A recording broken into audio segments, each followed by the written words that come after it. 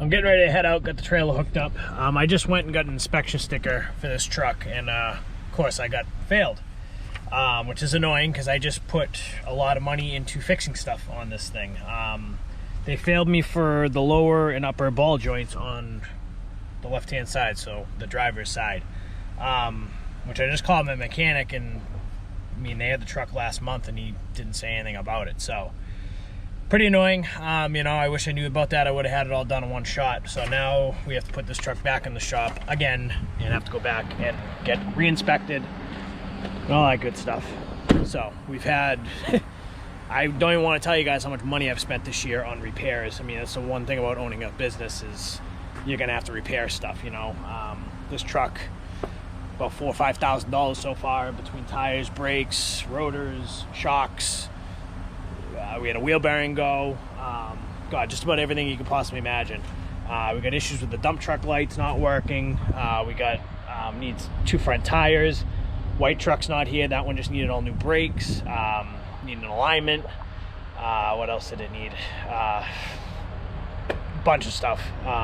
The van, which is not here, needed an alternator. Needed tires this year. Needed brakes. Needed alignment.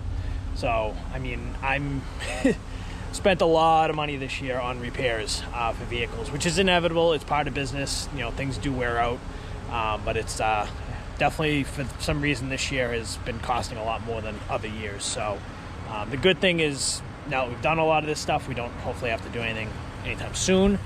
But the frustrating part is, you know, we're up to close to, I don't even know what the total is. I just know it's a lot. We're talking $20,000 to $30,000 in repairs. So things aren't cheap, you know, and that's including, you know, like skid steers. You know, I need to work for that thing. This is needed stuff. My Ford Ranger's not here. That's needed some work. So it's just been one thing after another this year. So just thought I'd share a little tidbit.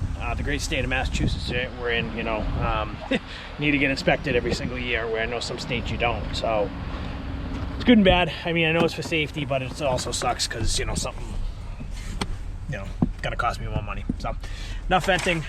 We got 60 days, got the red R, got 60 days to fix it. So we're gonna put it in the shop next week. I just can't do it this week, we're too busy.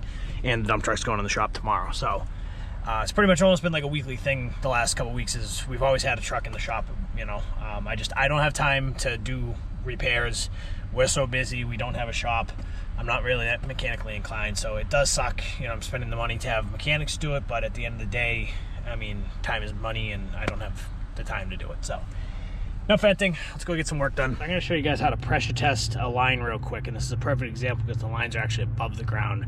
Kind of understand the concept more. So what we're doing is we're testing the new skimmer line, which is this one, and you can see it's stubbed up over there. So we're basically testing from there to here to make sure the line's tight. So what you're gonna want to do to pressure test, you're gonna need a pressure test rig, which we have this one here from I think it's Leetronics or Anderson Manufacturing, one of the two. Basically, it's got a pressure gauge, it's got a way to induce water, and it's got a way to put air into the system if we need to actually locate leaks.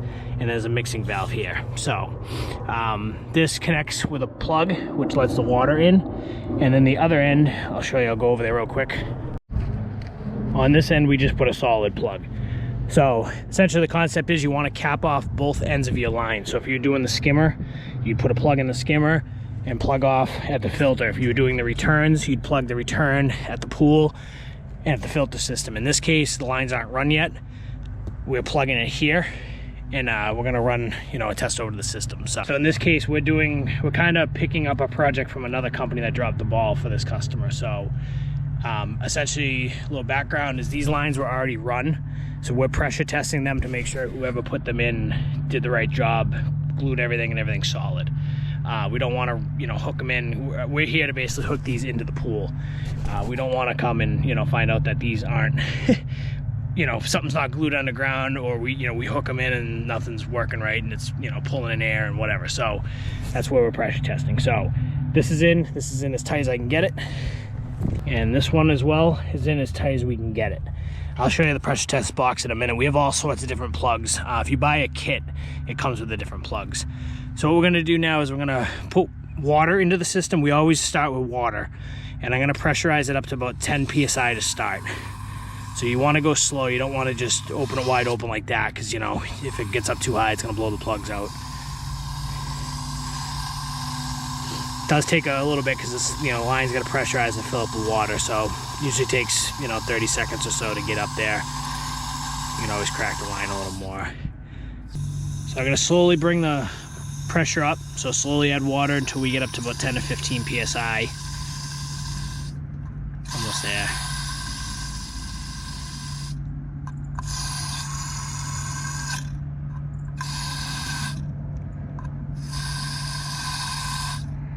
Alright, we're right at 15. So as you see, this needle's not moving at all. Essentially, if this needle was dropping, you know, and going down, we know we have a leak. If it drops quick, it's a big leak. If it drops slow, it could be as simple as just tightening the plug or something's not tight. If you do tighten everything, it's still going down, then you might have a leak in the system. So at that point, that's where the air comes in, and that's gonna be a whole separate video trying to find the leak. You wanna induce air into the system to basically make the ground bubble, and then you gotta listen for it, which is a whole process in an entire different video. So, but these lines look good. I usually start about 10 psi, work my way up to 15, and then eventually close to 20. Basically, I do it as, you know, that's basically what the system's going to be operating at, anywhere from 10 to 20 psi. So it's going to basically mimic the volume of water and the pressure in the system. So, as you can see, it's not dropping. So I'm going to let that sit for a bit, and I'll come back in a second. All right, been about 5-10 minutes or so, still holding, so we're good on this one, so you can let the pressure back. That's about it. That's how you pressure test. So, not gonna make a video on how to find a leak today, because obviously we don't have one, but that's a whole nother process. You get this whole side of the pressure rig to use air. Essentially with a leak, you know, if there's a break in the line, what you gotta do is you gotta induce air into the system. It's gonna bubble and gurgle. Where the leak is, you know, there's gonna be a puddle of water in the dirt, and then it's gonna bubble and, you know, make a noise. And then you got to go along with a listening device to try to find that noise. So that's a whole nother process, mixing the air and the water together to get the right ratio, and that's a whole, you know, hour-long video as it is. So this is just how to do a basic pressure test. These are real good to see if, you know, your lines are leaking, if you have a fast leak, a slow leak. If you just did new plumbing, you always want to double check. It's really useful. You can make your own rigs, but I highly suggest just buying one. Like I said, this was either from Leaktronics or Anderson Manufacturing, one of the two. They're the two biggest leak companies in the pool industry. So, but that's about it. That's how you do it. So now that these have been pressure tested, I know that the lines are solid underground. I'm going to start cutting up the deck, getting the deck all cut and digging out. The guys should be here shortly. They finished up their last pool closing. They should be here probably any minute now, so they'll help, and might be able to knock this whole job out today.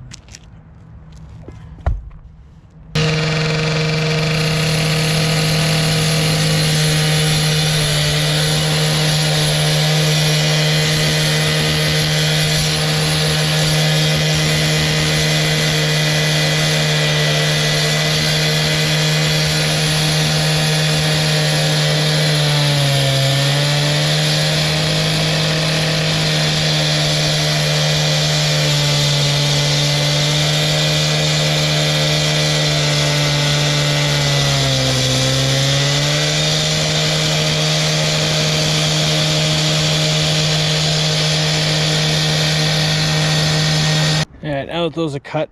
Gonna start digging out. I might have to cut more, but I always try to cut the least amount as possible. So we're gonna dig this all out, see if we can get to the bottom of the skimmer. If we can't, we're gonna have to go a little further in. We're gonna do both same sides.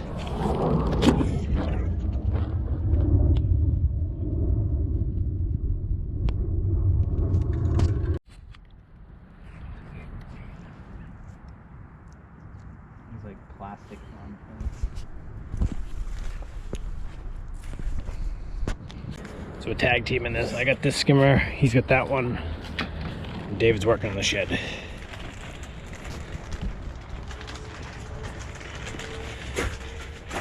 So we're putting a new multi-port valve on, new plumbing up to the multi-port and down to the return lines.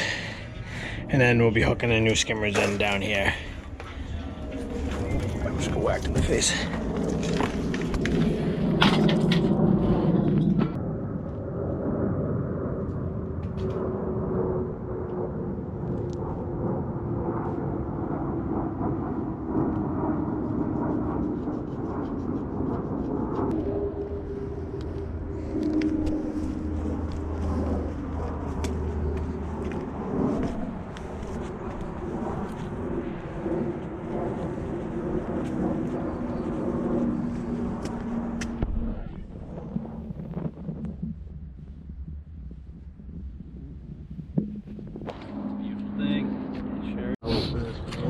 So we just finished everything and pressure tested, and this is why we pressure test.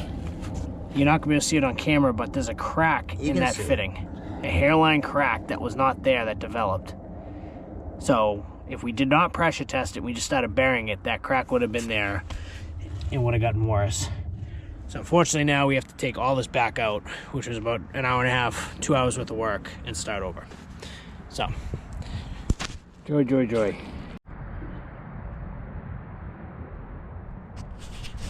End of the day, David's got to hook 2 lines in over here real quick tomorrow. But he's got all the filter up top done, and then we just got to backfill that skimmer I just showed you guys. We had an issue with a cracked fitting, hairline crack, which wasn't from us. That's why we always pressure test. So we just had to redo that. We just pressure tested, it's good. So we're gonna backfill that in the morning. So backfill that, get that hooked up, backfill this, run it for a little bit, drain the pool down, and we're gonna close it. And we're gonna do the concrete patches. So probably a quarter of a day tomorrow. So very happy how today went. A couple minor things that we had to battle, which is, you have to deal with it with every job, but got a lot done. The guys did all the pool closings this morning, and got a lot more done on that job than I wanted to. I originally just wanted to get everything dug out today, but we got everything dug and probably 80% of the plumbing done. So now we sit in traffic on the way back to the shop. Sorry. How you doing?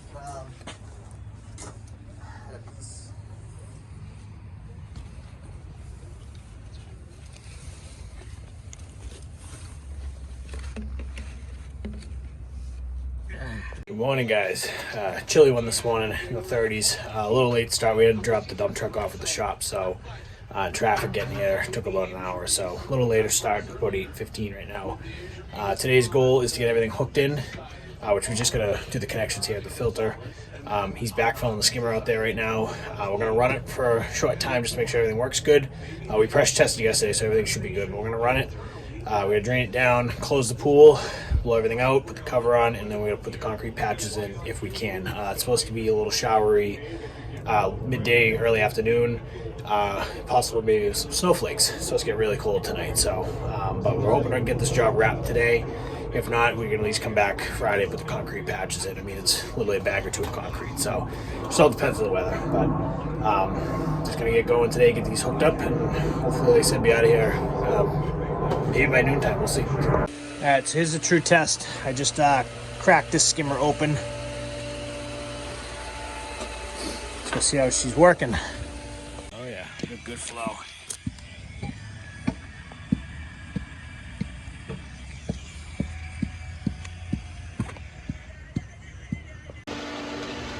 So right now we just got it running off the drain, and one of the skimmers, the other one's still drying. No air bubbles whatsoever. This line was not even working. Actually, both lines technically weren't working when we got here. So this one's now operational. This one will be in about 20 minutes when we open it up to test it. And should be in good shape. We're draining it out right now. See the water coming out. We're gonna close this pool up. It's supposed to be down in the low 20s tonight. So we're kind of draining it as we're running it to test it. We're gonna get the concrete going very shortly. You see they're packing the trench in right now. We got some showers coming in about 2 or 3 hours. So we got the fast set concrete. Should dry pretty quick before these showers come in. So going good. And this is the far skimmer. Good flow. So we're in good shape here. Both skimmers are back up and working. And we're just gonna put these concrete patches in real quick. And like I said, we're draining the pool now as we're running it to lower the water. So we're gonna go down a few more inches and then we're gonna close it up. So we'll get a video of it closing too. All right, so pool's blown out. I just made a whole separate video on that. So I'll show little clips of it, but the entire pool's blown out, winterized.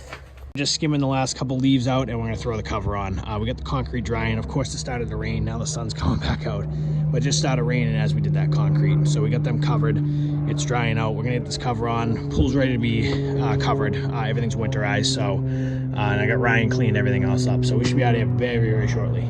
All right, we're just waiting on concrete to dry a little bit before we head out of here, but everything here is done. The lines are in. We ran them, pressure tested them, closed it, and now we're just waiting on the concrete to dry a little bit. We probably should have waited and did this another day when it was a little warmer and sunnier, but we got the fast set concrete and it is drying. So, and rain looks like it's holding off enough. So we're gonna hang out here for a little bit until it's dry. And if not, we're just gonna cover it. You can see the coverings we got ready to go just in case. So, but that's it for this one. I got another project we're starting tomorrow, so that'll be a separate video. Thanks for watching, guys.